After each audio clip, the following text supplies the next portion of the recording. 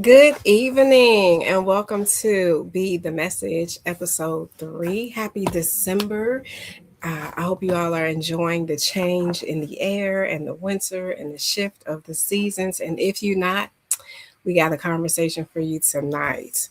So, the purpose of this podcast, the Be the Message podcast, is to shine light and give a voice to causes and people that are making necessary and significant change today in their fields. This week is National Grief Awareness Week. Now, all of my friends are famous. So today's guest is a specialist in this area. Let's talk a little bit about this topic first.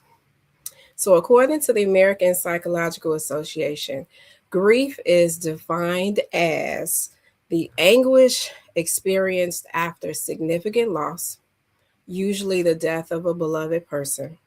It often includes psychological stress, separation anxiety, confusion, yearning, obsessive dwelling on the past, and apprehension of the future. It may also take the form of regret for something lost, remorse for something done, or sorrow for a mishap to oneself. How can we manage our grief in a culture that ignores it? Why does it take so long to heal from a loss? How do we recover from relationships that have ended? What do we say to people that are struggling with deep grief? Is it healthy or normal to feel grief years later? Let's get some answers to these and more questions tonight. Today's special guest, my friend, is a grief recovery specialist. He is a board certified mental health coach, author of 3 books, including Relationship Ready and Relationality, Consciously Aligning to Our Divine Relational Worth. He is the creator of the Soul Circle Conversation Cards. He is an entrepreneur, father, minister, worship leader, and most importantly, my friend that I can talk to for 7 hours. Okay. No questions asked. So I'm going to bring to the stage Mr. LeAnzar Stockley. Yo. Hey. Hey, Leanne. My pronouns are thee, thou, and thine, just so that you know. Just want to add that on there. Too much drama. Already starting. Wouldn't be life without it. Wow. All right. National Grief Awareness Week. When did this start? Because I don't recall. In all these years, we've been talking about grief and getting all of these certifications, grief and loss coach here over here. I don't remember ever seeing anything about National Grief Awareness Week, but I'm glad it's a thing. Appreciate it. I really do. But since we're in it, and this is most appropriately the correct season to be talking about grief. I went to my first Blue Christmas on Saturday evening. I have never heard of a Blue Christmas in my life prior to Thursday when it was mentioned to me. Grief-related blue? As in blue? Yes. Blue Christmas for those who do not feel like celebrating the season. There was no upbeat music. There were no lively carols. There was calming music. It was very meditative, very chill. Scriptures, devotions, affirmations. It was an activity. We were tying ribbons on a wreath for whatever color loss you've experienced. And check out my post if you're watching. Check out my post from Saturday because I posted the actual diagram and what the colors meant. It was red if you lost a loved one. It was blue if you had lost. What was blue for? Blue if you had lost someone to death. Red if you had lost a relationship. Yellow was if you had lost your liveliness. Purple if you had lost your livelihood. So I had 2 colors that I was tying on this reef, but I've never heard of a Blue Christmas before. So it's a lot culminating to this show. In addition to the holiday season that don't quite feel seasonal for a lot of people. So I am glad to have you here, my very famous and brilliant friend, who's gonna teach the people, help the people. We're gonna talk to some people and hope y'all Yeah, listen. one of them, right? One of them. I hope y'all Friend. listen. Hope y'all listen. That's the only one you claim. All right. So I read a little bit of your bio, but if you like to share more about yourself or what you do, you can hop in here, or we can hop into the first question. What do you want? We can get not much more I could say. You got it. You said it all. Ain't really much to say. You covered it beautifully. Okay. Beautifully.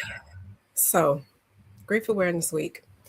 Um, I gave this really heavy definition of grief, um, that I'm sure some people can relate to. But my first question, and these have been on the post. If you've seen the um, advertisements for the show, then you've seen these 5 questions. How can we manage our grief in a culture that ignores it?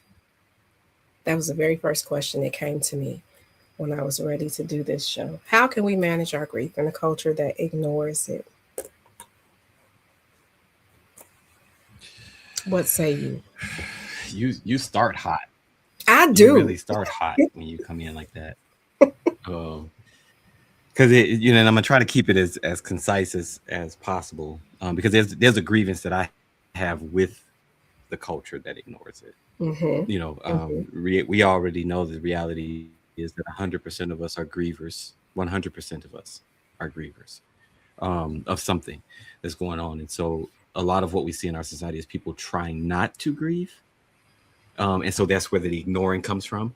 Um, in some sense, where people kind of ignore it, and the word ignore, honestly, even when we're ignorant in regards to it, and that word ignorant is not to be derogatory. It's just saying that we're ignoring available information, right? Mm-hmm. And so, how we grieve in the midst of a society that ignores that, it's going to be a few pieces to it that some people can get with and some people not. One, you make your development and your growth your highest priority. Your movement through this has to be your highest priority, and this is with anything. Is you have to decide that I want to do this well. All right, and Hmm. a lot of words I might use today may sound like oxymorons with the topic in hand, but this is what we got to kind of break down anyway and break away from anyway, because there's a lot of things that are stigmatized in the way we speak about a lot of this stuff.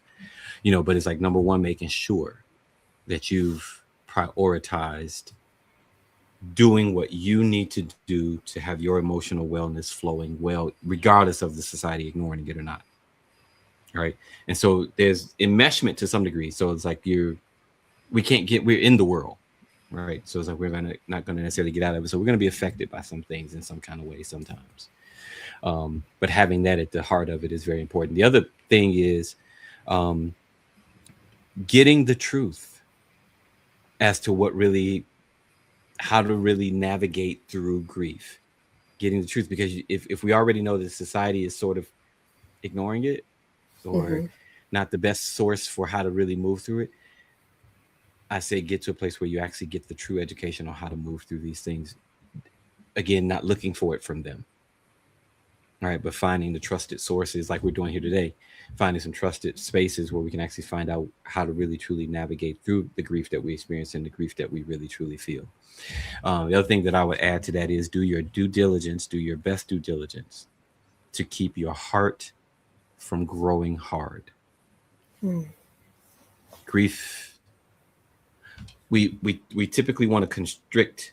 You give it like we contract when we're hurting, when we're in pain, when we're in grief. But what this can cause at some point is a hardness of our heart, and it's going to hinder your grief instead of expand you in it. So I always say, if you can, grieve with your arms open wide, even Mm-hmm. literally if you got to, even if you literally. So instead of this, try to just let it all out, right? Just try to grieve openly, it's for your heart's purposes. And we'll talk a bit more about why I'm saying this and what the definition that we use for grief and stuff like that. But it's a bit more about trying to be open with it. That means don't be in such resistance too, is a Resistance to lot the of what grief. they're saying. Resistance to the grief, even, believe it or not, to some degree, and we'll speak about the wisdom of this, resistance to people in your life that are trying to come alongside you. All right. So it's, again, it gets a little whatever, but so keeping that together. And there was one more that I just thought of, and I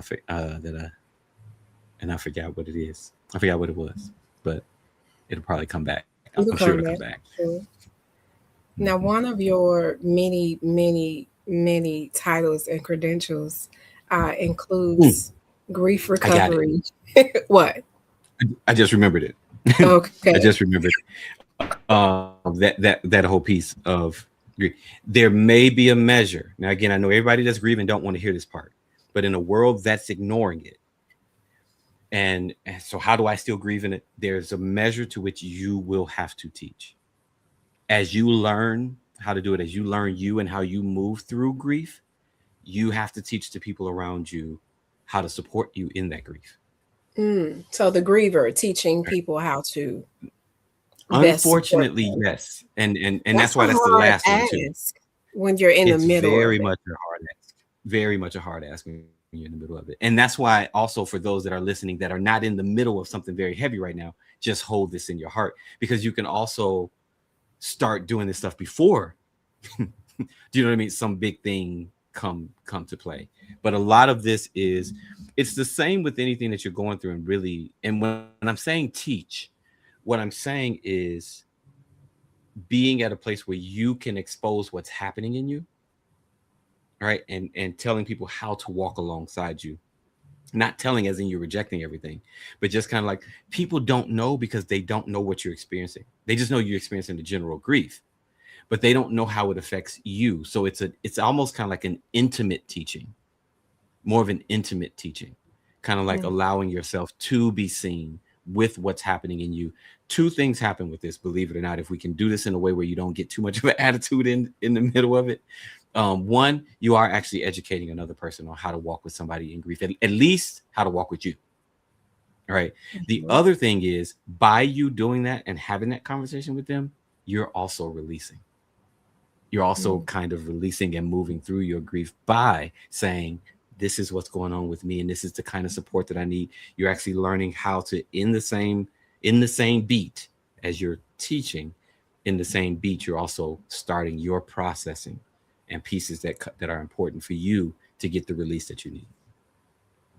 I'm glad you said that word because I was thinking it's going to take much processing and much self-awareness to even get to the point where you can recognize this is what I'm dealing with and this is what I need. Because we oftentimes Yes. don't understand what we need. We know we need something. We know we need Hmm. help. We know we need support. And I think getting the wrong support is like, that ain't what I need. While you're figuring out it's a process of eliminate. I don't need you to call me. Please stop texting me. Do not stop by my house. You can send Hmm. food. You Yeah. can send treats, you know, postcard, pigeon, whatever. I can accept that. I might even welcome you going somewhere with me. Just sit in the car. Don't talk. Hmm. Don't talk though. But it takes a Hmm. level of self awareness for us to get to that point where we can say, "This is what I need." And be able to Absolutely. verbalize that to somebody. Hey, Yeah. Bryson, I don't know what it's like. You in the comments and not on the screen with us. Hey, Bryce. I I don't know it feel understand. weird, huh? It feels very weird. I'm so glad you're here. Um, so before you remembered, I was about to ask, in all of your credentials that you have, grief recovery specialist was one of those titles. What is the grief recovery method? What is that? So let me give you the so basically, let me quote it right for they sue me. still put it in my own words though. But it's actually a practical action-based evidence informed approach to resolving the unfinished emotional business of loss. All right, so it moves you towards completion. We use the word completion instead of closure. Moves you towards emotional completion, using actions, using our action-based program that we kind of teach. But grief recovery method is a grief education program. All right, that's actually action-based. So you can either go through it because you're grieving, which again, I say all of us are 100% grievers, Mm-hmm. or you can get certified to actually be a trainer, a specialist, to teach the Which is what program. you do. Hmm? Which is what you do. You say what? I said that's what you do. Yes. Yeah. I'm a Okay. grief recovery method specialist. Yeah. Yeah. Okay. Why does it take so long for us to heal from loss? You just talked about emotional completeness. Is this something that most people are missing in their grief journey? Emotional completeness. Yeah. I'm gonna say that that's a huge piece of it. Like, so again, obviously we know there's some myths about grief that I'll throw out as we're talking. I'm sure they're gonna come up. And one of those is with when you think about this question that you just asked, why did it take so long? So the thing is, time, you all, when we're talking about grief, is remembering that whole myth of time heals all wounds is a myth. Time don't do nothing by itself. All right, it's what you do within that time that actually is going to be where you're going to experience the most effective um, actual quote unquote recovery or integration ability to be able to move forward. Right. And the reason that I think it takes so long, Angel, honestly, is for what you just said a minute ago, is because sometimes our language around it puts us in positions to look for something that we don't really need to be looking for. And so we're prolonging certain things, um, or looking to find ourselves in a stage of grief. Mm-hmm. There's no stages of grief. Okay. And so everybody Oh, jumped on that and there are kind of books pointed about and stages so of grief. there's books and textbooks and colleges and everybody picked it up and it's being taught even in curriculum. The truth of this is, and again, I'm not saying you can't find yourself in some of those spaces, some of those experiences, but when people think stages, we're thinking, oh, I'm supposed to be here, or I'm in this phase, I'm in this stage, and you're trying to fit yourself into a what's the word, into Hmm. some type of linear process. Grief is not linear, Mm-hmm. right? And so it's more zigzag. You may have none of those, what they call as the stages of grief, and we can talk about why those are not accurately used. Not saying they're not accurate, but why they're not accurately used today. But um, it's not a linear thing. It's not a linear process. All right. So there's a lot that you could have, but a lot that you cannot have. Everybody doesn't cry. Everybody's people will say I'm in denial, and it's like, no, you're not. You just said your mama died, Mm. so you're not in denial. You might be in something else. You might be having a hard time receiving it. You may be having a hard time wrapping your mind around the reality of it because our whole body operates in memory, right? Our brain and things operates from memory, and you go to pick up the phone, and so you think, but you're not in denial. Denial is you saying it doesn't exist. You saying it didn't happen. It You didn't wouldn't have happen. just said the cat died, right? you know, so yeah, it didn't happen. So yeah, but and again, some of these things may sound like little small nuances, but they make a big difference when you're actually really truly moving through this thing. But because again, back to that question is people try to find themselves in those stages, and so then it's potential that you're kind of, because you're trying to fit into something, you may be prolonging something or even overlooking something. And the other thing is we're often trying to figure out, how do I get closure, how do I just get Mm. over this, or how do I just whatever. And we're not having what we call emotional completion. All right. And so then the energy, the emotions of these things is still locked in your body. And you may have found closure, but you just closed all of the energy and the emotion inside. Mm. And so I'm sure everybody has heard what the book, this the body keeps the score. Um, I'm looking so at it right there. without emotion, yes. See, and so emotional completion helps us not keep the score. Mm. Helps us not keep that score within us. This does not, emotional completion doesn't mean that you're not going to have feelings and emotions still. All right. But it's about not carrying around the pain. So it takes so long. That's one of the reasons that it takes so long, is because of the modalities in which we're trying to actually get over it or heal from it.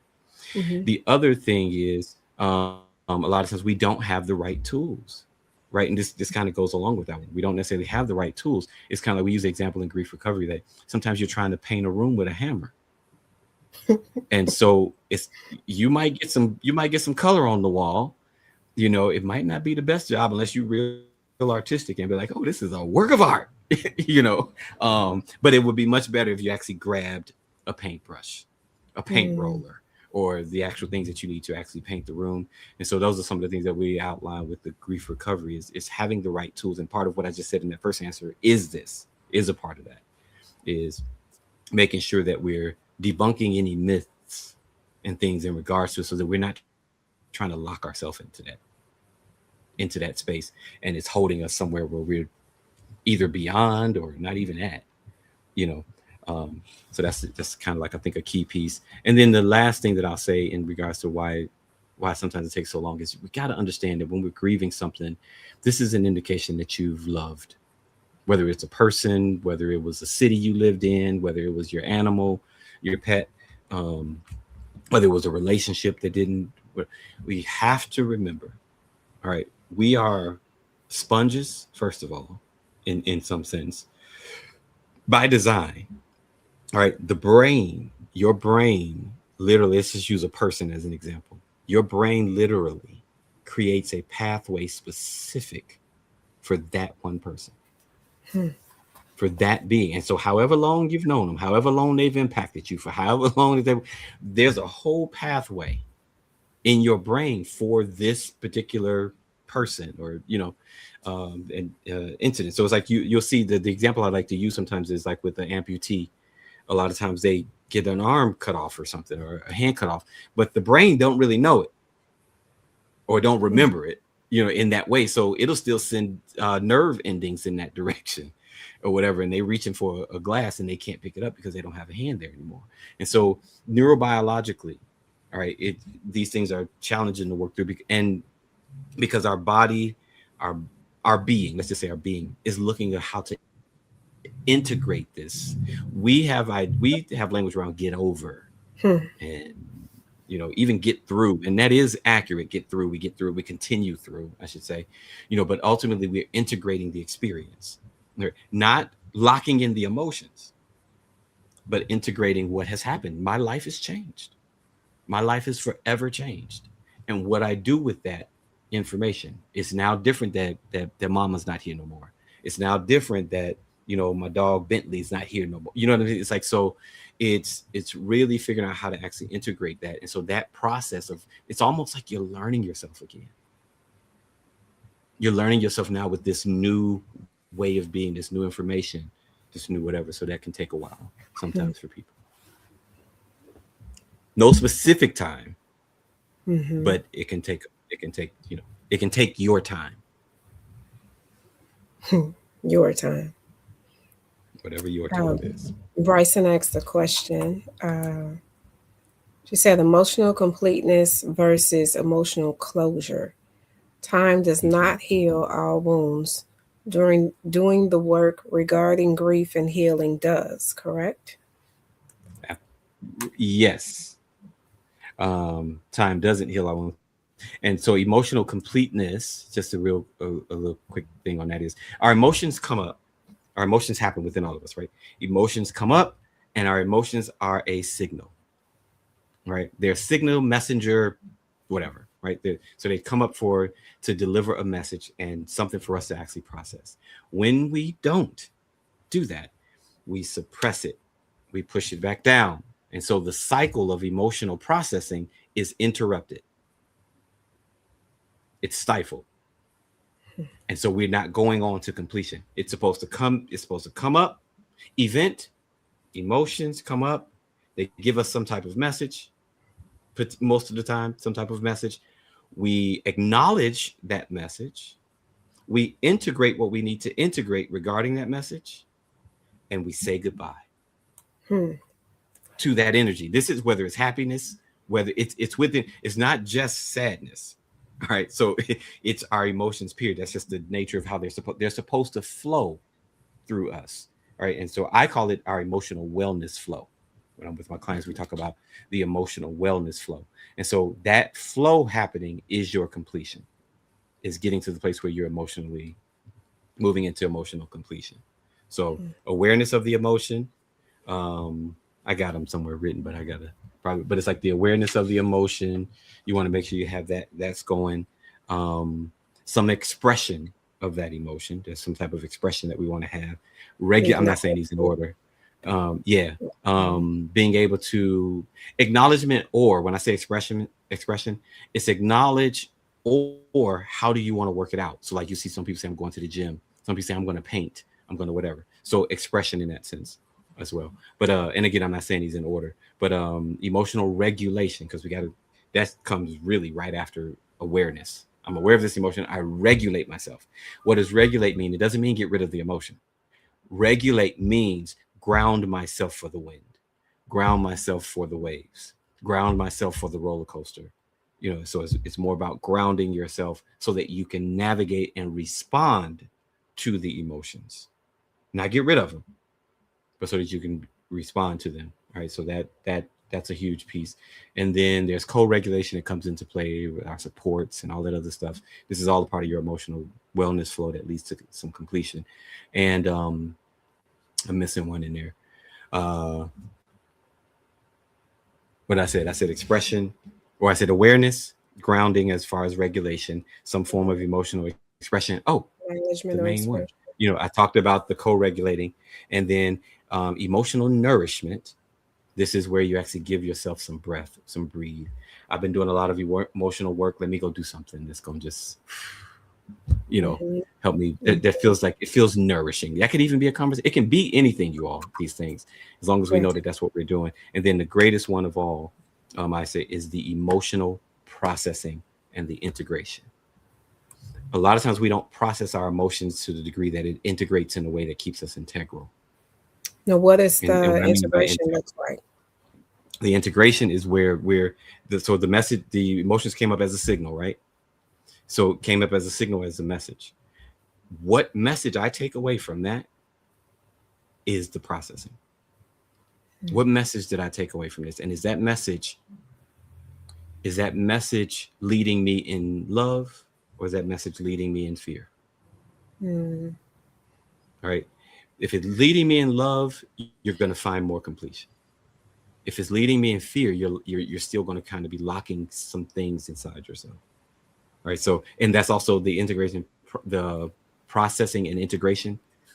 That's the same line on that emotional wellness flow. So you integrate this within your life. And this is why your message that you take away is important. If I take away a message that's actually not going to be truly soul serving, not just self-serving, right? Surface level self-serving, but truly soul essence, my being serving, then that's the integration that I want. If I integrate a fear message, that's going to keep affecting me years down the line. So, in And we can get more regards specific if we to, need to, but go ahead. yeah, in regards to just thinking about the season and thinking about empty chairs at the table for the holidays, people who have lost loved ones to death or sickness, illness, dementia. Um, what does the integration look like for them? It might not be a That have matter lost of loved ones to fear that. versus might not be a matter of fear versus love, but what else? What other emotion is this that could come up and be a confusing factor when we're talking about death A confusing factor. or First of all, loss of we a lot of times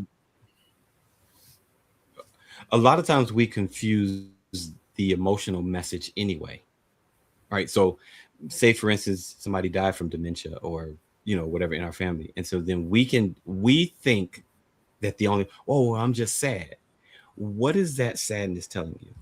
health. What does that say? This person is no longer in your life. in the physical way, right? Mhm. They're still in your life. They're just not in your life in the physical way. I know people have different beliefs around that, but you know, so they're in it. But what's the emotion of sadness coming up? Saying, what is it saying? I'm going to miss this person. Wonder what. Now, some people will say, it's saying I'm sad, and that means if I just don't love nobody, or if I just stay away from and avoid, that's probably not what the emotion is saying. That's what your ego and your logic is saying. That's trying to keep you protected. Mhm. Our emotion is coming up and saying it's a sadness. Grandma died from dementia. She's no longer in our life in the physical sense that she used to be. What's also happening is a piece of your identity feels that it's missing someone, missing something. All right. So looking at this message, what is the sadness saying? I'm sad. If I gave sadness a voice, this is what I tell people all the time. If you don't just say you're sad, that's naming it. You're naming it, but now give it a voice. This is where you're really hearing what is sadness actually saying. I'm not going to see who I used to see at the holidays. When I reach out for them once more and need them one more time and they're not there. You know, what do I take away from the emotions of that sadness? And this is just a really quick example. We really would walk somebody through this of what really genuinely comes up for them. But it Mhm. would, for me, what it really boils down to when you get to the core seed, the P of a lot of these things, it might be something that sadness is saying, yes, my life has changed. This is not something that I really want. However, it's something that I have to face. I have to go through it. I can't, life continues on. But I want to continue on carrying this person in my heart. I want to continue on honoring them in some type of way. And you may be led in that sense to start doing something, that is in their honor, or that is Mhm. in, what I mean? So it's really listening to, what is this sadness saying to me? Right? Is the sadness, there's a thing, I was just saying this to somebody recently, with just even some grief that I felt. My tendency and my urgent feelings of it, I was getting ready to go do some things that was not even in my character. Mhm. But I had to go back to my heart and say, this came up because of love. So that means in order for me to honor this feeling, I have to stay in love. Mhm. I can't go to something else that I want to do just to feel better, or just to, you get what I'm saying? Yeah, If I'm following and I'm going to get emotional completion, I need to hear the message that this emotion is really trying to get me to. yeah. It's saying continue in love. This is how you honor your loved one. This is how you honor you. Because for some I don't know if that people, makes sense. it's not sadness. For some people, it's anger.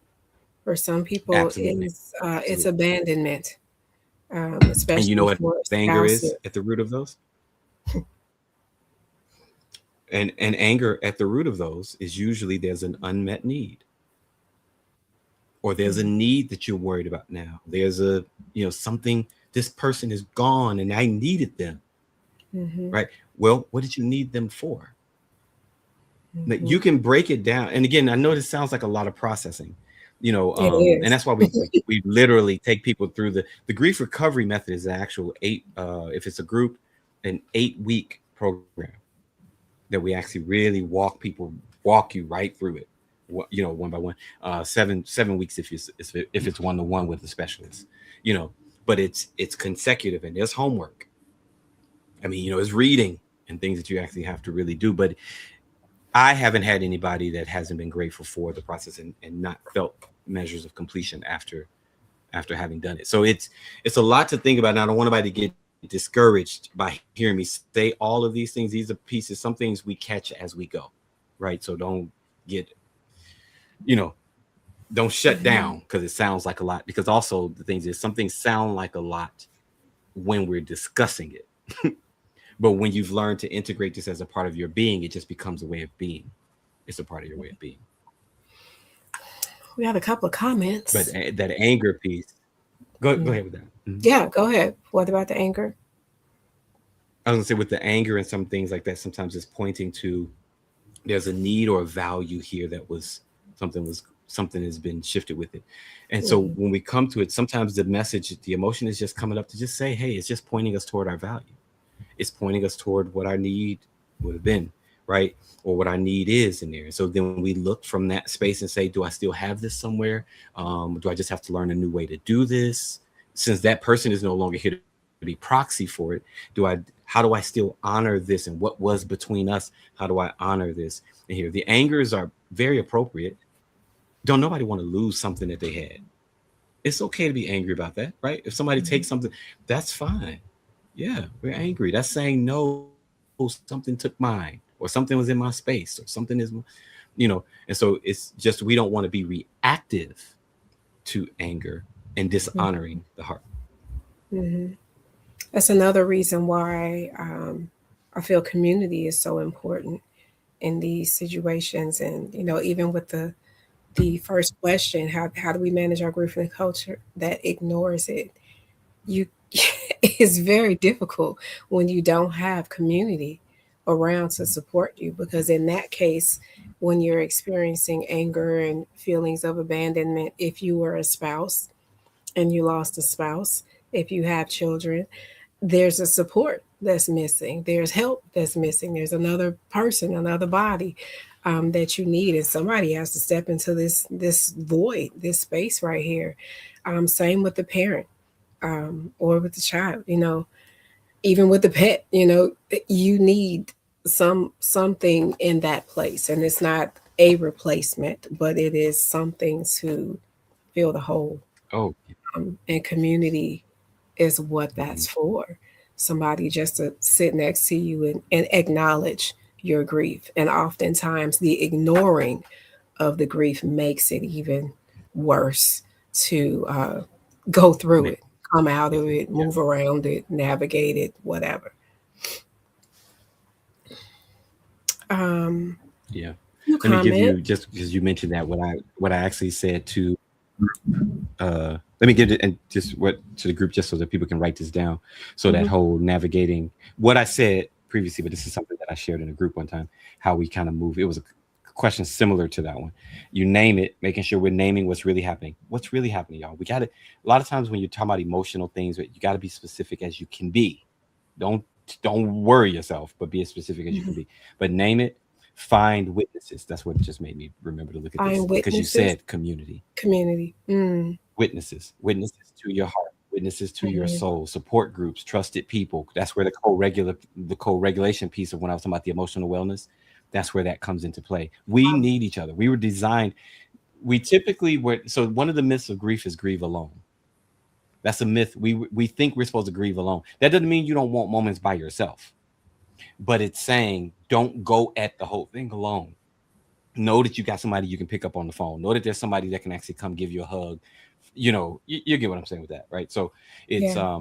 finding those witnesses, those soul witnesses, those heart witnesses, because grievers don't need to be fixed, they need to be heard.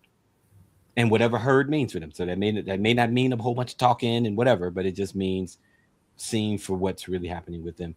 The rituals is some things that you can kind of do if, like, people have weekly time things, candles, just different things that people do. Somebody put in the chat that they went for a walk in honor of some. All of those pieces are how you move through, even though the culture is ignoring it. You ain't. You know what's going Hmm. on. You know what's going on with you, and you're doing it. You mentioned something earlier, and you talked about, like, boundaries, so to speak. Hey, I don't necessarily want nobody to come to the house, but you can send some food or something. So having your boundaries, but please, you folks, again, this is all about love. So keep your boundaries love driven. It's very easy to get over into survival modes of things. And as a mental health professional, I know this just does not help. I know that's what everybody kind of say. Know your motivation, your Hmm. intent, your intention. Hmm. All right. So have love based boundaries. All right, as you need them, because some people just don't know what to say, so you can't be listening to them. And then taking care of our nervous system. All right, so Oh, that's your whole. If you got breathing, breath work, movement, sleep, nourishment. I talked about the emotional nourishment, something that just actually you did a lot of work already. Give yourself a break from that work and go do something else. Give yourself a break from that and go something go play basketball. unrelated. Go do something you like to do. Yeah, something unrelated. Yeah, go get you some ice cream. All right. So sorry, just That's a wanted to give that. Just wanted to sensory add that thing. in to. That's good. You know. That's Mhm. good. Alfred. Alfred said, I had to express myself through music. We were when you were talking about the acknowledging the emotion and what do you do to integrate it. I had to express myself through music. It is what makes me close to my mother and do something positively with Mhm. them. Hmm. Mhm. Yes. Mhm. Kenyatta. Hey, Kenyatta. She said, wow, I needed to hear all this because I'm going through this with losing my grandma. And I talked briefly with her. Yeah, I remember she had dementia. And we were talking about Mm. dementia. Yeah, that's it's another kind of loss, especially when they're still here. That's Yeah. that's another conversation. Um, Kenyatta also said, I have done a walk in her honor recently. I miss her so much. I lost my mom in 2011. I am the only child on either side. My granny was 95 years old and she has lived her life. I am not angry about her leaving. It's just not having her around when you're so used to her being there. I lost her in August. It is still hard now because I live in a place where I was born and raised, and there are so many memories. Yes, Lord, thank you for mentioning the community. We did talk about how she's still in the house. She's in the house that she grew up in, and it's her grandmother's house. Her grandmother left her the house, and now you're there with all of her things and her smells and scents and everything there Mhm. reminds you of grandma. What do you do? My gosh. Okay. Whew. Sheesh. That's hard. That's hard. Okay. I And don't everything know. that we're talking about with this is everything that we're talking about with this, these principles in here and these some of these practices in here is regardless of what stage we are in the grief. So even if somebody is still here, but there's a shift. Grief, so and I don't know if you asked or if you're going to ask, but it's like grief is the natural and normal emotional response to loss and change of any kind. I was gonna ask what you thought about this other definition because it started with anguish. That was the first. That Yeah, was the first read, word read in the that definition again. definition. The anguish experienced after significant loss, usually the death of a beloved person, often includes psychological distress, separation anxiety, confusion, yearning, obsessive dwelling on the past, and apprehension of the future. It was some other stuff, but the fact that it started with anguish, I, I wanted I wanted your feedback on that. So your definition starts with what now? The natural and normal. Hmm. Say it again for Natural the and people. normal. Emotional response. See, and each piece of those are keywords. Natural and normal emotional response to loss and change of any time, of any kind. A secondary definition that we work that we add to that is it is closer to that one, the conflicting emotions that you feel in the face of a loss or change of any kind. Mhm. Mm. Anguish But it can be anguish, but it's natural and versus normal. natural and normal. I really wanted people to see the duality in the definitions of Yeah. this word. If you're grieving, there's nothing wrong with you. Say it again. Yes, natural and normal Yeah. emotional response. Yes. Okay. Hmm. Hmm. Yep. Alfred came back. He said his phone. He said my phone froze when I was sending that message, and it was incomplete. I also had to set up boundaries with my immediate family. Their grief was causing me more trauma. It's as if they wanted to be stuck in Mm. that emotional place. Um, Giving myself permission to remove myself from the traditional responsibility for us to be together, no matter how bad it hurts.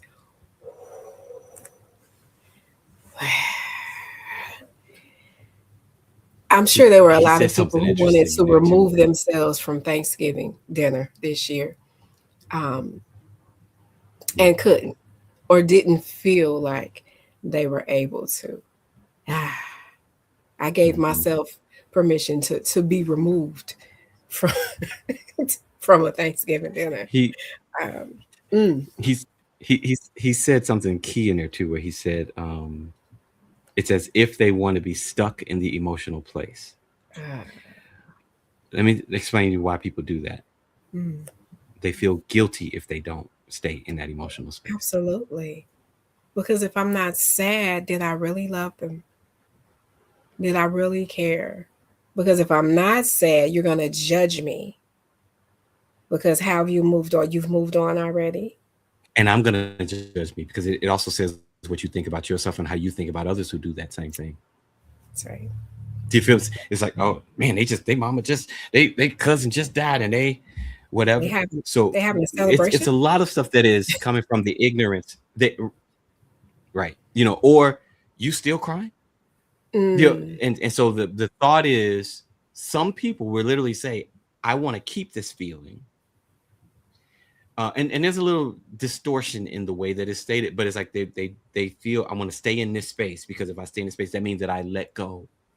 That means I let them go, or that means I'm gonna forget them, or it means I'm gonna, and so there's a lot of myths even within our own self as to why we act this way or have these mhm, things that kind of happen to some people. So some of the thing is, again, keep your boundaries what you need them to be. Your capacity is what your capacity is, obviously, right? But also don't lose. Remember when I said we got to be careful not to harden our heart. Right? You got mhm, one heart. You don't have room for it to be hard. So mhm. I have to have, although I can't entangle with them, I can't go get entangled with them. I have to have compassion for them. They're grieving No too. holiday entanglements. And, right.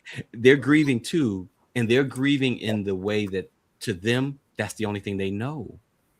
That's the only way they know to do it. So you got to have the Mhm, compassion for it, but at the same time, recognizing what you want to really be enmeshed mhm, in or not really mhm. enmeshed in.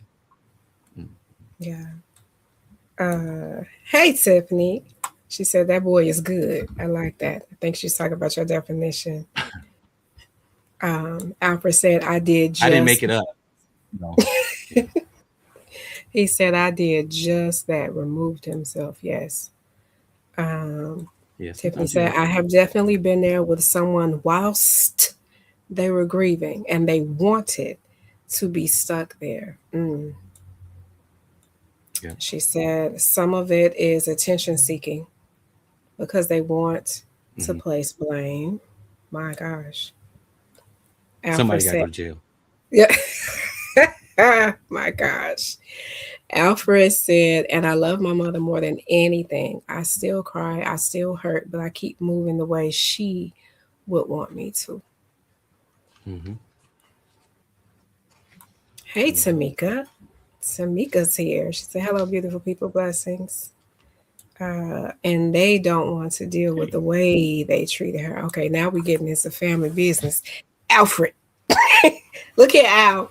We ain't gonna put your family out here on. So you see that though that, but you see that though that there's there what There's you're a seeing reason. though in that, and what I want everybody to be, I want everybody to be able to see this. Again, because we could bash them if we want to, but I don't want you to miss. I don't want you to miss why we do what we do, and again, it's not always malicious. It's not that people are actually being malicious. They don't know what else to do. And if they do feel guilty, guess what? That's why they're staying there. Is It's because gonna to have to be them, the guilt a is big how emotion. I'm trying to honor. We don't now that's not a healthy way to No, process this, but it's not. that's what they're processing, and that's what they're integrating, and that's why they're stuck there. He said the truth is a lie. Yeah, yeah, I hear you. And it has to be a big display of emotion to cover up how they treated her, as you say. Yes, that is how they deal. What did you just say? If they're feeling guilty, that's how they deal with their guilt. They'll tell you though, if you actually get them, the things that come out of people when that I've seen, and actually processing with them through their grief, and even doing grief recovery because I have a bigger group of access to people in that way. The things that comes out of people for emotional processing, Hmm. you all grief. Okay, so just real quick, Angel, the what we and I told you all grief recovery method is evidence based. It's the only evidence based grief recovery program in the world. Right, so the one that we use for grief recovery. What they're finding is the pain that you're carrying around, not emotions. All right, we're going to have emotions. You're going to feel sad. You're going to have moments where you feel, but the debilitating pain, the part that just has us in all kind of disarray, um, unhealthy choices, we're carrying pain. We've backpacked it, and it's just this big old backpack on it, and we're Mhm. carrying that pain. That comes from undelivered emotional communication. Hmm. Very key.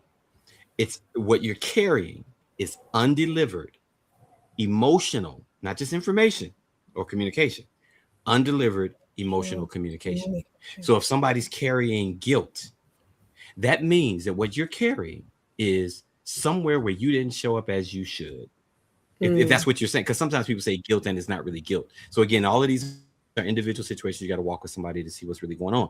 But you're carrying guilt because you felt like you should have whatever. You're not going to release the energy and the emotion of that until you actually apologize. that's the communication. It's an And once emotional that completion person is component. gone, what happens to You that don't have to say energy? it to them. You still don't have to like some of these things when you're speaking about, and actually if we were doing grief recovery right now, I wouldn't have you speak to them anyway. You would speak to another living breathing heart, another living breathing heart that can actually hear and witness. When we're talking about the witnessing, your support community that can actually witness what you're saying. We receive what you're saying. The Mm, emotion then is released. It's coming through you. You've also sealed it with completion components, and then you say goodbye to that energy. wow. Wow, wow. Wow, wow. Kenyatta said, "This is why I agree the way I do." Come back, Kenyatta. And what is the this? What is the this way that you're talking about? What is the this way that you're talking about? Um, can you talk about the difference between grief and mourning and bereavement? I know a lot of people use those words interchangeably, but they might not Interchangeably. necessarily mean the same thing. So, grief, All mourning, right. and bereavement. Grief is that what we said a minute ago, that natural and normal emotional response to the loss and change of any time of of any kind. So it's that internal process of the loss, the feelings, the thoughts, the body sensations, all those kind of things. Hmm. Mourning is what we do when we have a funeral. Mourning is the external expressions of that grief. So the ritual, the ceremonies, the rituals, sometimes even The talking and weeping. crying. And so it's the Hmm. yeah, it's So some it's of the expression, those the people external that, expression. yeah. And then bereavement. Did you have bereavement in there? Hmm. Bereavement is the state in the period after the loss or change, the death, loss or change or whatever. So um it's so you're in bereavement, like that's the state of whatever. Mourning is more of an verb, Hmm. so the funerals and the rituals and things that we put around those kind of things, and then the grief is that internal processing, that internal response to all of that. Good. That's good. What do you believe is the hardest thing for people to understand about grief? That is natural and normal. I figured I had that question down, but I figured that was gonna be the answer. That is natural. um I think that is that is natural, normal. It's actually an indication that even though we say I'm heartbroken, it's actually an indication that your heart works. It's Mm, actually an indication that you're not broken in the sense of I need to be fixed. And that is so hard for us to wrap ourselves around. I think another hardest thing for people to understand is that it's not weakness. mm, Okay, how you, it's not a form of weakness. We think that grieving, crying, and all these other that is some form of weakness and that we're not moving on. That's hard for people to wrap themselves.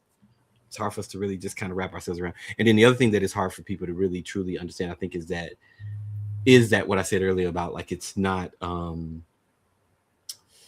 what did I say? Like it's not, when I was talking about the stages of it's not linear. mhm. You know, it's kind of hard to really kind of to put our minds around that. So yeah, Yeah. it's not linear. It's not at okay. Let me figure out how to say this without a Without what? We not censoring nothing over here. um I don't want to censor it. I want to censor it. Sometimes I'm trying to figure out how to take our hearts there. Um, it's not as individual as we make it. Meaning, the part where you're saying we need community, we don't heal in isolation. Hmm. We heal in That's community. very hard for people to wrap around. Yes, it's very hard for us to understand because we've been hurt by people, let us down. People, and we want to be by ourselves. And again, like I said, that's okay. There's nothing wrong with that. Like you need to be by yourself even when you ain't going through some stuff, right? Solitude, right? Hmm. Um, but it's hard for us to wrap around us. You need people during this time, right? And specifically, this is why I hate so much when families are fighting. Hmm. This is the time when we need each other the most Hmm. because we have a shared loss. It's different if I came alongside you, didn't know the person in your family, didn't know whatever. Y'all have a shared loss. And when you can't look to the people that you have the shared loss with, we used to grieve as communities, but Rent now with our clothes all of our, you know, yeah, in the so now street. you know, so now people are left to themselves. Even little subtle in little subtle ways. We say, "Oh, mom's grieving, leave her alone."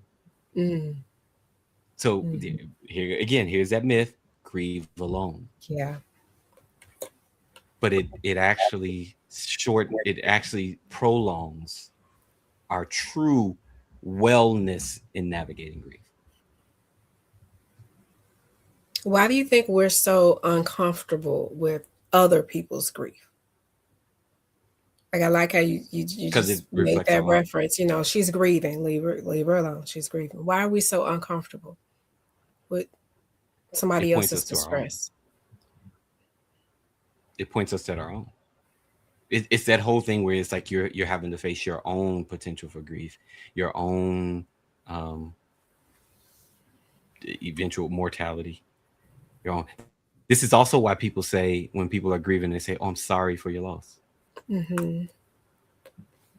A lot of times, psychologically, well, one, we say it rotely, like people just kind of say, they just blurt it out. But the deep psychology of that is sometimes fear of looking at our own. And so we're uncomfortable, and we've been trained in a society and a culture that is uncomfortable with any emotion that's not happiness. We've embraced anger because it looks powerful, but we are not well versed. We're not very well versed at not the non feel good emotions. We're not very And well versed at happiness them. and And so joy we are will still two avoid them different at things. any cost. Mm-hmm. Two different things. Two different Mm-hmm. things. But So we will we avoid want it at to any fake cost. We've actually been taught, yeah, we've actually been taught emotionally to avoid quote unquote grieving people. negative emotions. Mm. And What you grief think is about your considered negative. emotion is considered negative. What we think about our emotions is going to determine how you navigate them. Trust me. And so if I think that sadness is negative, I didn't say feels good, but if I view sadness as negative, I'm going to do everything within my power to not be negative To avoid it. or to cover it or to hide it or to just throw some great gracious statement on top of it so that don't nobody notice it because I'm grateful and I'm thankful. And so I'm just going to throw that on as a bypass and as a blanket, but yet that is still under there. Right. So Even if it's what you think somebody about your else. emotions really truly navigates. Yeah, even somebody else's. Yes. Because Mm. again, we're trained, we're just mirroring. All of us are really we're just mirroring. So if you don't have a different mind in regards to this, your responses to people are still going to stay the same. When you Mm, learn new information, your responses to people that are grieving is going to shift. mhm, And so you'll start mirroring something a little bit more thought out mhm. than the pity and the I'm sorry for your loss. And oh, let us leave her to herself, babe. Because, and Yeah. again, I'm not saying that that's ever wrong to say they want to be by them if they've requested that. And you know what I'm saying? But it's a deep training, Angel. Yeah. It's just a Well, deep ingrained thing. and I want to come back to some of those responses. I'm leaving that as the last question, but I want to I wanted to read this because Alfred, thank you for joining us. I don't know you, but you are welcome to join anytime. There are several places where you can see me, him, us together You with know Al. Bryson. You know, do I? You I know don't. Al. You know Al. Okay. Maybe. Uh, I don't, maybe you do. Maybe you do. Alfred says, so the last 2 years of my mother's life, I made He the music in conscious Chicago. decision to have the hard conversations with her. We both got clarity. We said goodbye, and I was able to carry out her wishes regarding her celebration of life. Hard conversations. Look, go digging. Go digging somewhere through the Love's Great Design YouTube vote, and you will find a show with me and this guy right here about hard conversations. Just Mm, that mm. one topic. There's a whole show somewhere in that boat. Kenyatta said, I would rather be by myself because people will use everything against you. I, I just pray and ask God to heal and help me. It is so hard because people don't want to hear about it. Some people. Some people, Some yes, people some don't people, want to hear not that. all people, Kenyatta, some people. Alfred Yeah. said the hardest thing for me was having to recalibrate my whole way of thinking when you realize that the person that brought you here is no longer here. I didn't know what to do with all that she and I shared. It's hard for some families because it requires emotional intelligence and authenticity in the source of their hurt, admitting that it's regret for some. Anger is the easiest emotion. Yes. You know why? Oh, he said we family. Okay. He said we are family. I'm so glad I was able to join this conversation. Me too. Tiffany said is not That's grieving, growth. grieving. Yes. It Yeah. is a emotional it is an Yeah. Two emotional things. response. Two. Yeah. Yeah. It's So not grieving, to grieving. even to Al's anger is the easiest emotion. Some of the reasoning behind that, y'all. I think this is important for us to really know so that we can govern ourselves. Anger is the easiest emotion to hinge on because it's at a loss. When you talk about death, losses, and rejections, and all these other kind of things, you feel powerless. Mm, Anger is the one and thing that that is gives you a power. powerful emotion. The illusion of Mm. the illusion of power. It feels, yeah. Ooh. And it's coming from too. Again, remember, underneath it is a frustration. I Mhm, can't do nothing about what I'm trying to do something about. you know, mhm, if I could make this happen, and so that anger is sitting right at the top, right mhm, at the forefront, and can easily turn into an ego mm. if we're not careful. Easily turn into an ego. And to Yeah. Tiffany's point, is not grieving. Yes, it's avoidance. It's the same thing that everybody's doing when they're hiding behind their fear-based walls and they're in survival mode. They're grieving. That's why I started out saying 100% of us are grievers, but most people are trying to avoid grieving. Mm, mm, mm, mm. Alfred said, I call it the pit bull mentality. They are never mad. What you see is fear. Anger is a trip. Tiffany said, man, bye. Bye, man. Well, listen, the last question, and I left this for last um, to close the show, because you and I have talked about a book, a show, a conference, something on this very topic. What not to say to someone who is grieving? What not to say? We could wite a book together, and we've joked about it, I but had a I whole don't think we list of want stuff. to I don't know write what no none of news. them. We joked about it. What not to say to someone who is grieving? Go. Look, Alfred At already in least. the comments. Don't cry, please. At least. Up. Why do Don't people tell cry. you that? Don't Um, cry. It'll be all right. don't cry is a version of the myth that don't cry is a version of the myth that says don't feel bad. All right. At least Oh, fill in the blank. oh, stab. Mm-hmm. At least she At not hurting least. no more. At least he not still sick. Mm-hmm. At At least you least have another they're in child. a better place. At least you moved into a nice house. Ooh, Kenyatta. At At least the least you got house the is new paid job. for. How many times have you heard that? Mm-hmm. What you just say? What At was the least you got last the one? new house. At least you got the new house. At least they had insurance. Because again, grief is loss and change of any kind. So somebody can move from one city to another one, and they can be in a house that they love. People grieve when they get married, and it's not Oh, that they don't want to be married. It's not that they don't want to be married, but it is you're still having to grieve your change, baby, I your life, grieve your single life. considering getting married.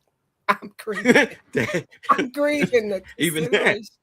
Because even as that. a woman, how Oh, much loss comes with you getting married? ooh, ooh, Another show. It's name another show. That's changes up. and oh yeah, that's a whole other Your story. whole I wanted to identity. add to that hard thing for people to wrap themselves around. That grief is grief. We live in a society. This is why we also have ignorance in the way we move around this. We try to categorize people's stuff. We categorize our own things, and we be like, "Oh, well, you only lost your dog. I lost my Only. dad." You only lost. Exactly, and what that's hard for people to wrap themselves around because our mind judges it as we're in comparison. The body does not do that comparison that our minds do. And the same places that lights up in your brain for physical pain is the same place that lights up for emotional pain. And every relationship is unique. Somebody might have a closer relationship to their pet than they did their grandfather. Can I And tell the you cannot story go ahead. Mm-hmm, of mm-hmm, my 12-year-old fish who was mm. 18 inches long and 12 I years was finna old? tell you how long the fish was because I know Who, that fish was because I that know she was you know close the to that fish. story. He ate out of my fingers every morning. And when he had to be taken out of that tank, 18 inches long, Mm. ladies and gentlemen, when he had to be removed from the tank, I cried, mama cried, my man cried, we cried, Mm. taking him out of the tank. And he was too big to Mm. flush, so this was not a Huxtable ceremony in the Right. bathroom like some of the other ones have gone on. And I seen going up yonder and down by the riverside when they got to be flushed. This baby had to be walked outside, and it was winter, so he couldn't be buried. So he went in the bag and had to go in the dumpster, and I never forgave myself. He was 12 years old. Now, some of y'all ain't had friends that long. So judge your mama. Don't judge me. You can't keep a friend for Just my 12 years. This baby ate out of my fingers. Okay. I had to tell that story in a span. I was an adult. Okay. Mind you, this was like hmm Oh, 10 years ago. It was about 10 years ago. I had to tell that story in my Spanish class in Spanish, and the whole has class that been was 10 like, years? huh? I had to tell it in Spanish. And they were confused as to what we talking about. My fish. I said it, el pescado. I told you what it was. Okay, so you can't talk about pets around me because I uh, understand grief and pets. Oh my gosh. yeah. Alfred I said, need to add one more to the hard please to do. I need to add one more to the hard to hard. What was it? What was the question you asked? How to What not to hardest say? things for people to understand? No, the Oh, hardest. that I'm gonna come question. back to that one, Yes. but I have to add one to that one because we can't let the people go without having this one. That grief and navigating grief is emotional, not intellectual. Mm, Sorry, that's just very important. that's It very is the good. grief is the natural and normal emotional Emotional, response to loss and change of any kind. Therefore, not it has to be intellectual, processed emotionally, not intellectually. not logically. That's why coming not logically. That's why now coming back to your questions of what not to say, that's also why some of the statements that people say are intellectual. So here's the thing. Here's a good blanket. Don't say anything intellectual. If it makes sense to you, don't say it. Don't say it. Don't say it. No, Don't say but more so what I'm saying is it. Okay. go from head, To those heart. natural normal head responses to heart. To heart. That's it. Mm-hmm. It's because it's an emotional Mm-hmm. process. Position yourself to be an emotional listener, right? To listen Mm-hmm. to the emotions, to listen for the emotions, and even to respond to emotions. I don't say sorry for your loss, Oh, me personally, because that's not what I sense and what I feel. I don't feel sorry. What I feel most times, and this has been accurate so far in my life, and it's been the truth. I'm sad to hear that. mm-hmm. I'm sad. I'm sad to hear you're Mm-hmm. even going through this experience. Yeah. That's what feels truth for me versus the I'm sorry. And that could be my own things with this. I'm sorry, and me also knowing about it. But it's like, Yeah. oh my gosh, I, my heart breaks with you to hear it. Because I literally feel that sometimes when somebody says, man, my pet blue stick just died, not you blue know, stick. and it's Was like he I sick? literally, and I don't know if it's empathic, if Was it's an he impact, if sick? it's just mirroring, like, was he sick? I don't know if it's empathic or whatever, but I literally like, oh, my Yeah. heart actually breaks with you hearing that, like Mm-hmm. hearing that, especially if it's, when it's people you care about and you see Yeah. their heart is broken. That's what I really genuinely feel. And what I have found, and again, everybody's going to be different to some degree, but it's like, I'm not giving an intellectual statement. I'm going right to meet you right at your heart, shared in some sense shared. I may not even have known the person that you've known. So, but I feel the sadness of being with you in this moment, and it's welcomed. You ain't got to be Okay. nothing different. You're right. I think I would sooner, throw out the big word, condolences. You have my condolences Yeah, before I I say say that. I'm I sorry say for your that. loss. I would do that. You have my families and your families in my prayers. Me and mama praying, whatever. I would sooner Hmm. do that than I'm sorry to hear that. Sorry to hear that. Yeah, they're in a better place. Don't say that either. Oh my God. Oh wait, we got some in the comments. Alfred said, "I know you miss her. Let me, I know you miss her." Y'all say, you know where and even she is. that one, it, even that one, I know you miss her. What's another way we could just say that? Um, Ask him Well, about she's his gonna be experience. so missed. Listen, that part is like, okay, yeah, obviously, but it's like, I understand you miss her, but it's like, do you want to tell me about it? Like, do you want to actually talk to me? Because it's about being hurt, and they may say no. They may say no, but it just kind of, Yeah. is it just is what it is in that sense. But oh, I just wanted one other example with that. I'm sorry. It's because I don't I want people not to just think of grief as death, like, Hmm. or physical death, where like somebody died, Hmm. because again, that plays into why we have a hard time moving through Hmm. grief in our societies, because You're we right only associate it with with that whatever. One of the other or a things not to breakup. say, you didn't. Yeah, I was finna go to the breakup. You didn't need him no way. Oh, Don't say that to people. Don't say. Listen, there's some things that may even be intellectually true, but it does nothing to heal the heart. absolutely nothing. When you say things like that and you down somebody, this person loved that person. So what you're saying to them is that what they loved wasn't worth loving. Mm, So, but what you're really saying to them is that there's something wrong with them for loving something that wasn't. yeah, So because you ain't need you're it that way. actually criticizing. You Exactly. basically You're said you should have knew better dishonoring. in the first place. Yes. And so regardless of whether they were the best person to them or not, that person had an attachment and a connection to them, which means that there was an emotional thing there that needs to be processed, and it doesn't need, you didn't need them to know way. There's more fish in the sea. I put up my hand and All say, of those are dismissive to a person's heart. don't talk to me about how my next job is going to be so much better.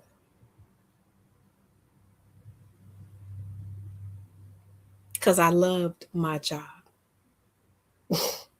There we go. I love my job. I love So my you students. I love exactly. my staff. I love my team. It does not help for you to tell me, oh, next one gonna be better than that one. How? And again, it's another intellectual statement that does nothing for your heart. If you're processing I'm grief and mourning trying of to heal hundreds of people. grief, You know, yes.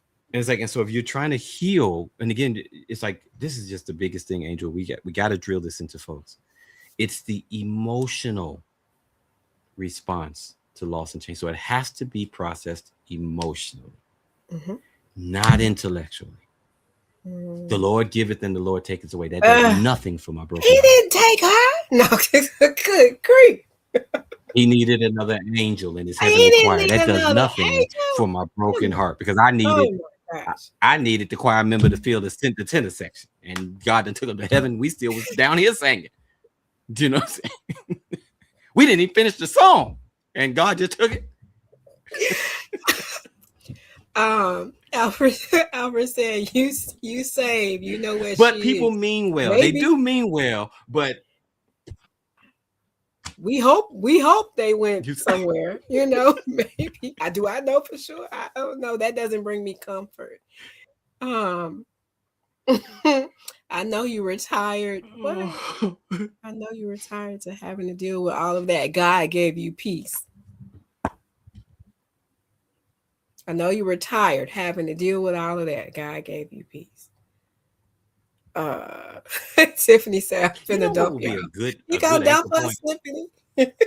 You know you know what will be a good anchor point for what not to say to people? Think about what you don't want said to you. Come on, come on. Are you better When your today? heart is broken. No, no, I'm not better today. Are you better today? No, absolutely not. He said because we still grieve our dogs that were killed. Oh, and black folks don't acknowledge pets in regards Yes. to death. No, unless you was at the Huxtable funeral. Mm-hmm. No, that is the only piece of acknowledgement we've ever gotten was Rudy in front of that Yeah. toilet. Nobody else talks about pets and death. Oh my gosh. We have a Um, whole program for that. We have people in grief recovery that's going through because of pets. what not to say. Because that's I yeah. I really want people to think What of and some of the again, I just threw this in. I know that wasn't a question, but some of the things of reframe some of those questions. I know that's not in the questions that you asked, but it's like reframing that, like what not mm, the what was one you just read that Al said, and again, are you what I'm better saying, you all, today? is a general concept. Some people may like it, may not. Are you better today? First of all, that's a yes or no. That's not an It's not open-ended open ended.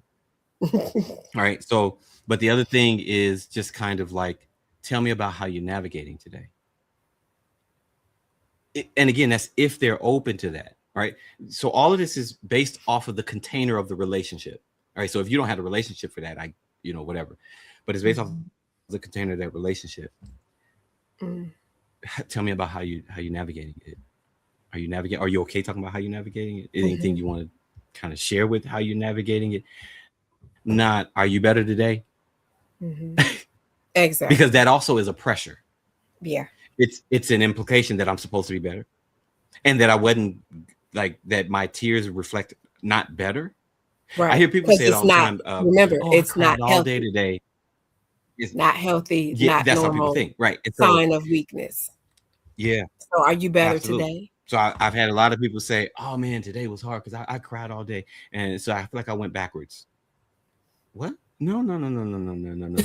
Your Y'all need tears new are very much friends. so Y'all need new a part of the friends. whole processing of a lot of this. So yeah, yeah.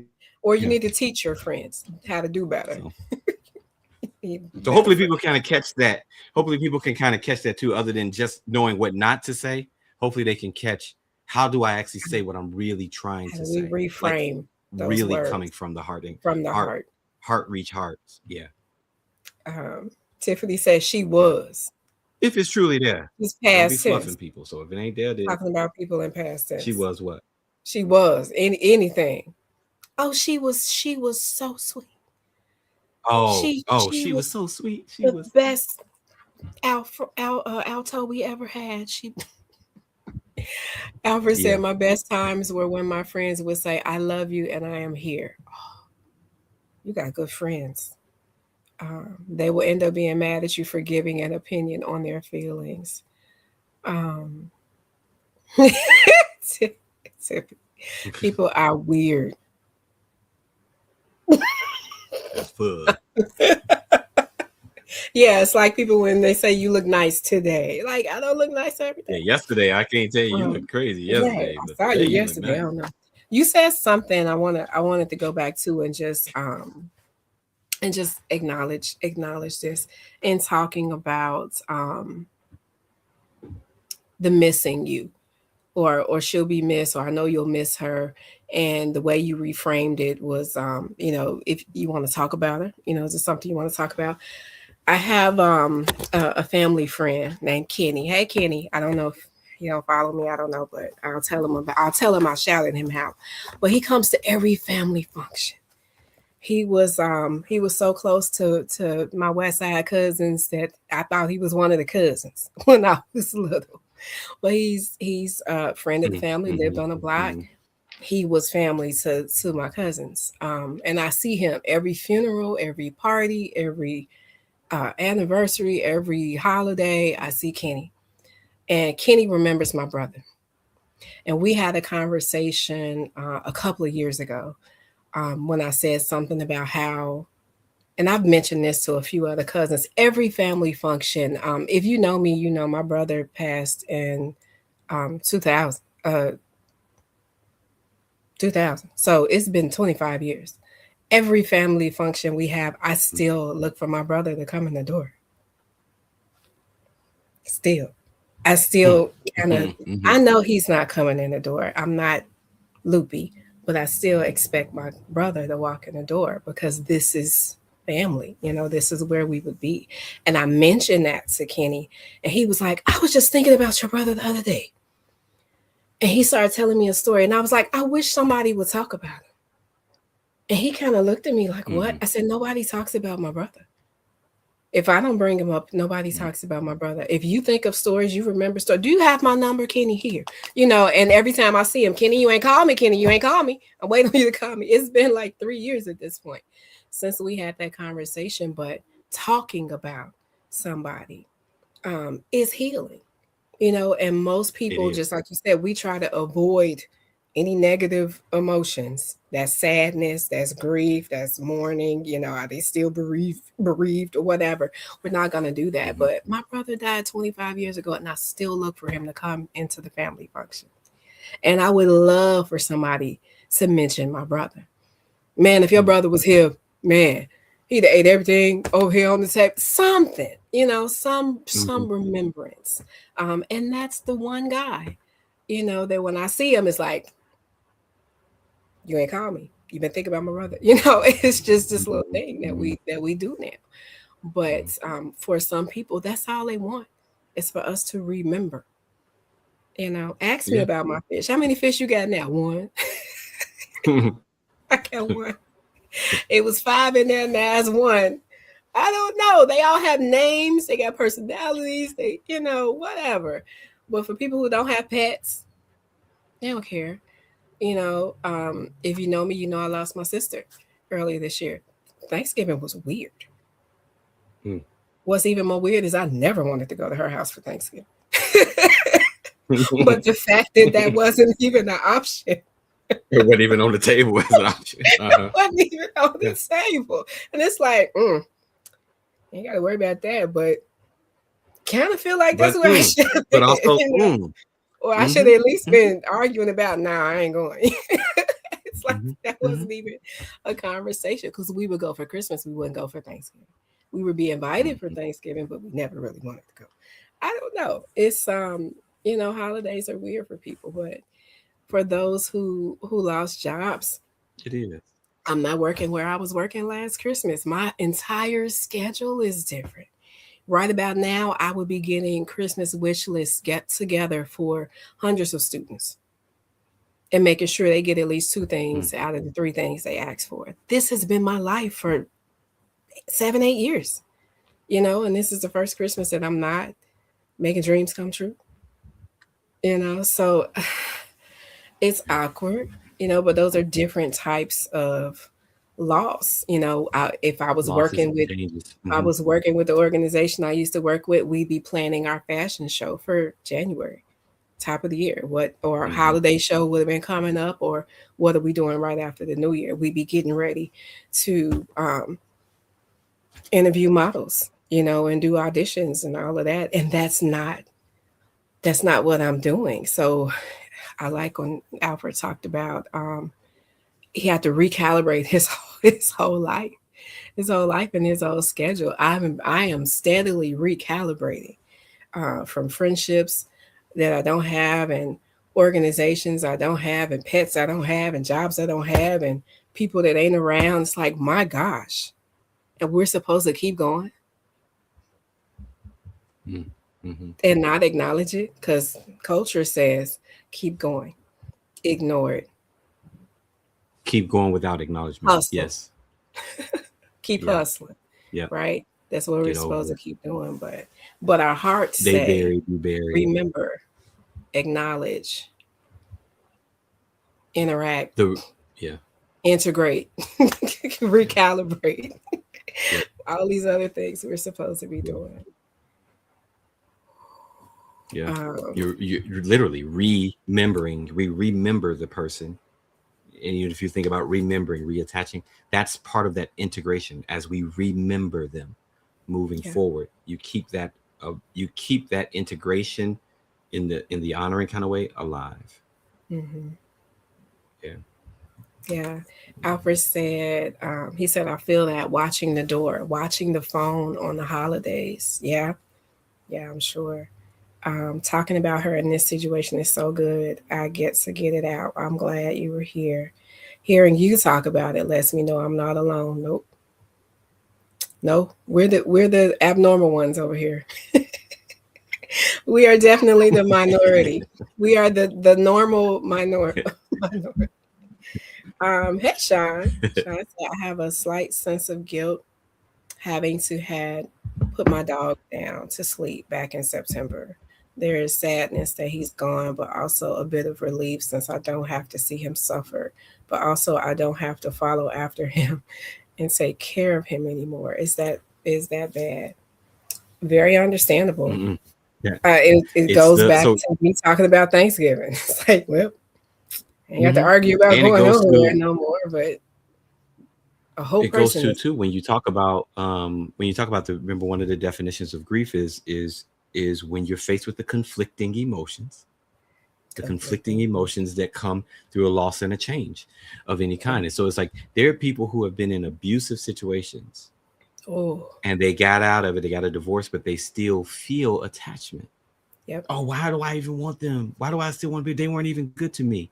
Because Hmm. your heart, your brain, your what's truth for you ain't thinking about all that stuff. Your ego is what's saying all the rest of this stuff. Hmm. You loved. Sadness is the other side of. They say when you sign up for grief, when you sign up for love, you sign up for grief, right? Because it's just the other side. Grief is actually, and when we grieve in wellness, grief is a function of love. Hmm. It's It's the it's not the evidence one we. that we did. Yep. And so just like with the pet, like having to put the dog down, and all of those other kind of things they come because we have these ideas, whatever reason that there's the guilt, the feeling of guilt there. And sometimes we use the word guilt when sometimes that G word ain't really the real. Sometimes that's not really the real feeling. Hmm. Guilt often associates, when we talk about it in grief recovery, is you intended harm. You did something because you intended harm, not I Mm, did something because this was actually really truly the best course of action. Like mm-hmm. in this kind of case, I'm putting this dog down, taking it out of its misery, so to speak, or those kind of things. And so Yeah. it'll show up and we'll interpret it as guilt. But if we can get rid of that word in that Yeah. context, right? In that context, try to, because that word will kind of keep you, it'll keep you in a loop too. So it's like being sure that that's the way. Is it actually really guilt? Yeah. you know but also really even, again, people have different semantics, the way people view Mm-hmm. certain things or whatever. But the part of not being able to, not wanting to take care of him anymore. I remember, my Yeah. mom made a statement when my grandfather passed, and she, at one point, she was his caretaker, and she was like, there was a part of me that was relieved, and it's like, yeah, and it's like, and it feels weird saying that, but Mm, here's the reality, you all, and this is some of the things that I just kind of want to say, but we got to give ourselves some measure of grace. You are a human with certain capacity. mm-hmm. And if there was something that was a strain in your life at any point, we are sometimes relieved when that strain is relieved. Doesn't matter how it got relieved. Yeah. We are relieved as a natural response. There's a measure of relief. That does not mean that I didn't honor and I didn't care and that I didn't love and I didn't, whatever. They can live alongside one another. They really can live alongside one another. And you have to let them live along and integrate that living alongside one another. Mm. But it's not bad at all. That's not bad at all. That's truth. That's true. The conflicting feelings. That's a part of that natural emotional. Natural. Yeah, the Natural, natural emotional. normal. I Mm-hmm. think for some with pets in that situation, and since I've been started volunteering their paws, there are pets that are surrendered. They're not all strays. Some of them are surrendered by their owners because they can't take care of them anymore. Um, some is because they might be elderly, or it's financial.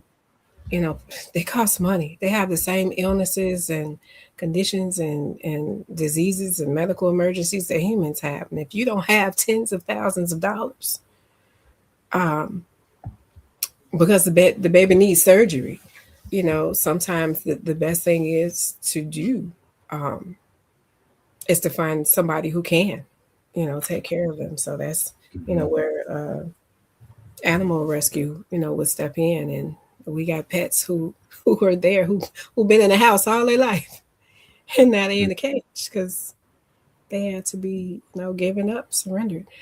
But for those who've had And that to, alone, and that too will carry some grief for the person absolutely, that surrendered them. and the cat Maybe, and the dog, and the and the because they cat. don't know what did they do, why they in the cage. But Yeah. you don't have that, if that's one of your capacities, you don't have tens of thousands of dollars to do this, that's the best option at this time. Yeah. Yeah, it can present itself as guilt, absolutely, but Mm-hmm. that doesn't mean Mm-hmm. you didn't do everything you could have done, you know And or that you intended some harm. Yeah. exactly. And right, you were Mm-hmm. responsible. So, whew, child, my gosh. um can you tell the people about your groups? You mentioned groups earlier. Tell the people about the groups that you offer and how they can join you. So I lead several support groups, but I have a couple on my platform for Tuesday nights. I have a group that's specifically for grief, navigating grief.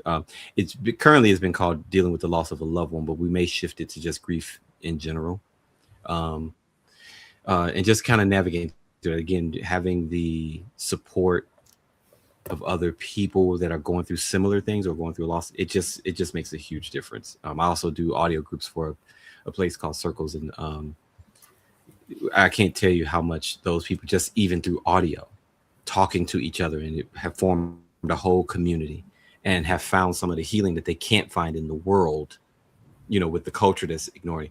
So we underestimate those kind of things sometimes. And um, I've personally, I'm just going to be honest with you, I find it sometimes challenging to get some of us, our complexion, into those kind of groups. I don't know if we don't believe in that kind of stuff. or what, We were you raised to know. keep our business But to ourselves and yeah, not but to we coming go. around because we also were raised not to go to therapy, and you know. There you go. But the group is a different dynamic. It's a very different dynamic than therapy itself. Nothing against therapy, you know. But Mhm. it's like, one, you go to therapy. Two, a lot of times there's got to be a diagnosis that comes along with it for insurance purposes, you know. But a lot of things that even in under the mental health field we're diagnosing as depression and bipolar, all of these things, and what's really underlying it is grief. Mm. And now we got all these medications and this and we didn't learn how to process the grief. But anyway, the groups are that they run for an hour. And I got a group for that. I have even a group for people navigating separation and divorce and things like that. So they run for about an hour. I lay out a few tools and different things like that to kind of move through it. Um, and they just seem to be pretty helpful for folks. In addition to that, I also do grief recovery as the grief recovery specialist, 1-to-1. So in my groups, I'm not doing the grief recovery program per se with people unless my groups decide that that's what they want to do.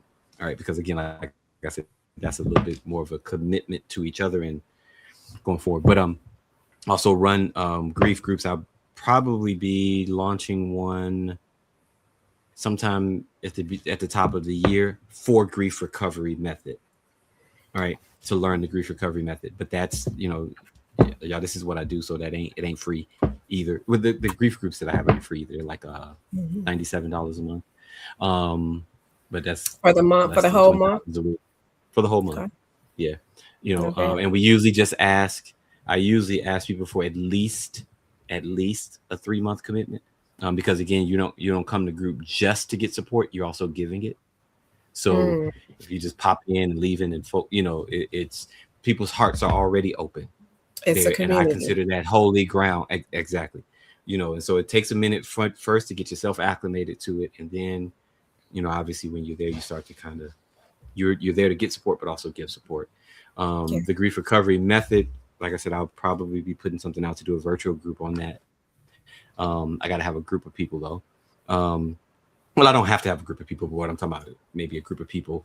And it's an investment. That one, it's a few $100 to get that done because it's 8 weeks, Mm. but it's well worth it, So yeah. Obviously, healing is And always well. obviously, and I do 1-on-1. I still do 1-on-1 too. So the groups and the 1-on-1. Right. So find our guest tonight, LeAnzarStockley.com. You can find him Soul Society 61. You can find him at LeAnzar.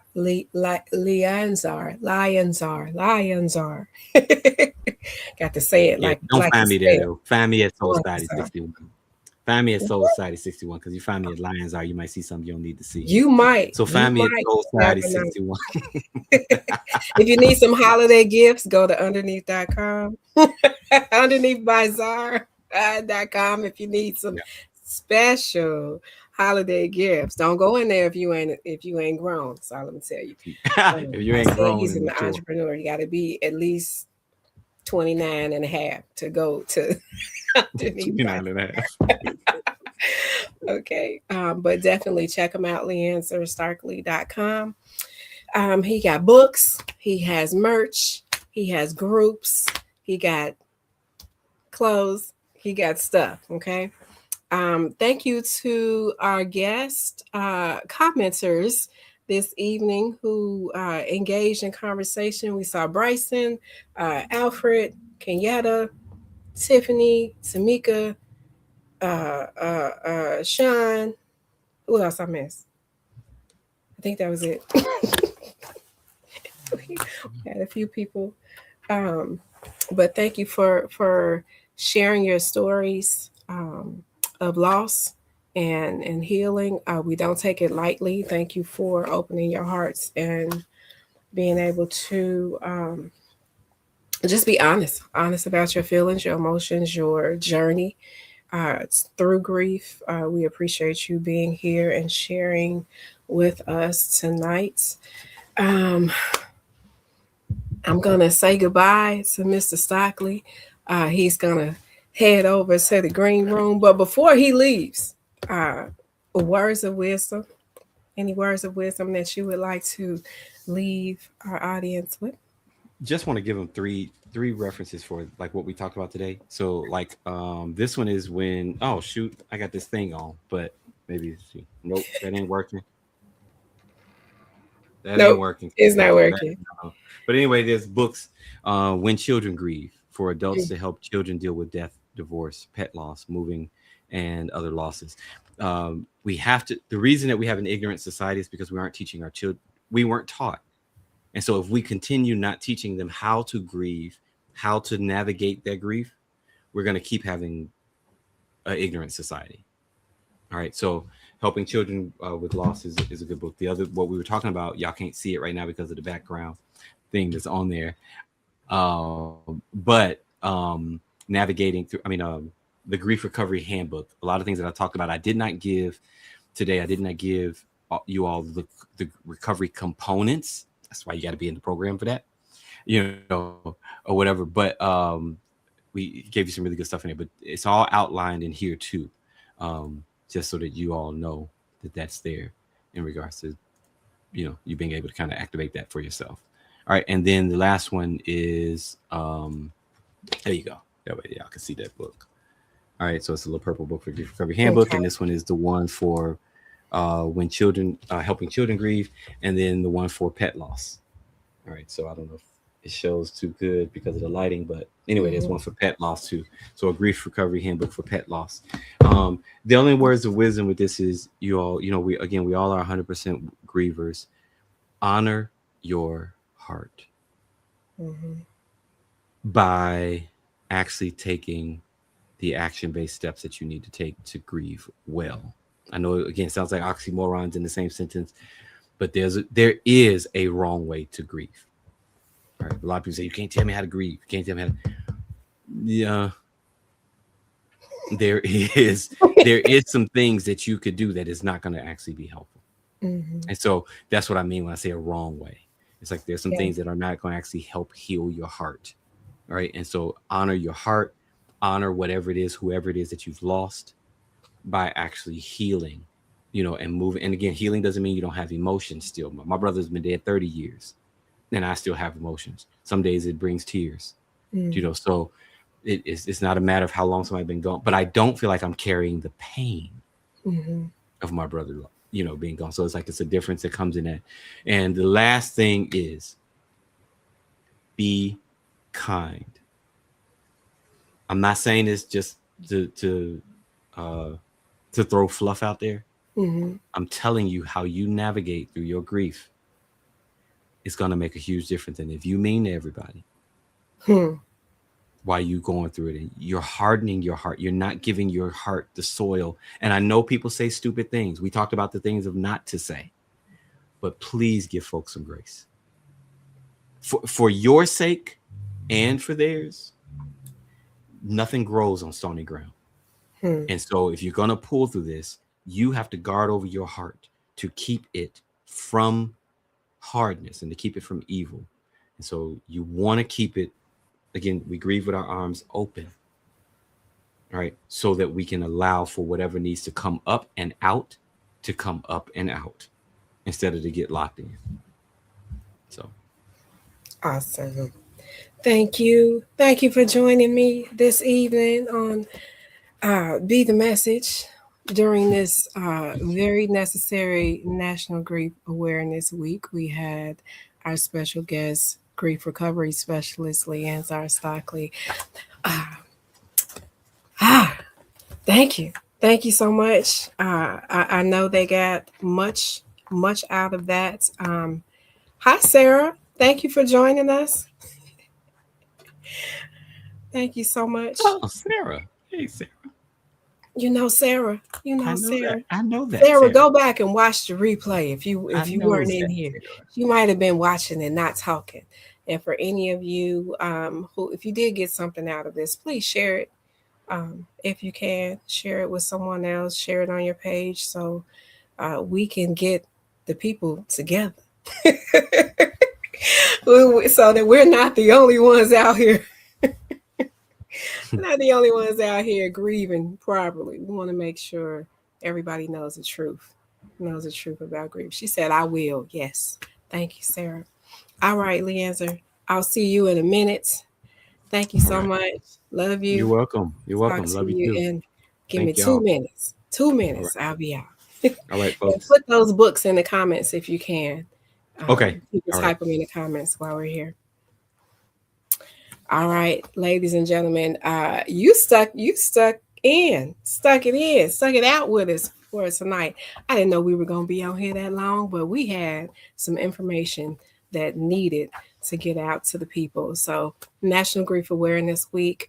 If you came in late, please catch the replay and check out all of the resources and the information and the tips that were provided by our special guest, Mr. LeAnzar Stockley, tonight on this evening. Thank you for joining us for episode 3 of Be the Message. I will be back in January. Oh, it's December. I'll be back in January. Our show next month, next year, 2026, will be focused on National School Counselors Week. We're going to be talking about counseling in the school system, and I have a special guest lined up for that show. So I will see you then. If you're looking for merch from me, I'm wearing merch. If you're looking for any merch from Love's Great Design, from the Message Media LLC. You can find me at angelsimmons.com. If you're looking for some reading material, you can go and grab your copy of Love's Great Design, Uncovering the Power and Purpose of Human Relationship. It is a 52-week devotional, perfect for you to start for 2026. If you have dealt with any type of abuse, narcissistic, domestic violence, anything like that. Target of Love, Surviving Narcissistic Abuse is also available for you. Journey Back to Love's Great Design. You can get both of those on my website, angelsimmons.com, as well as some merch that's going to be updated. And I hope to see you back here in 2026. And I pray that everyone has a healing, peaceful, joyous holiday season. I hope you're able to find some joy during this time, but also continue to listen to your heart and continue to find healing and community. That's it. Love you all. Have a great evening.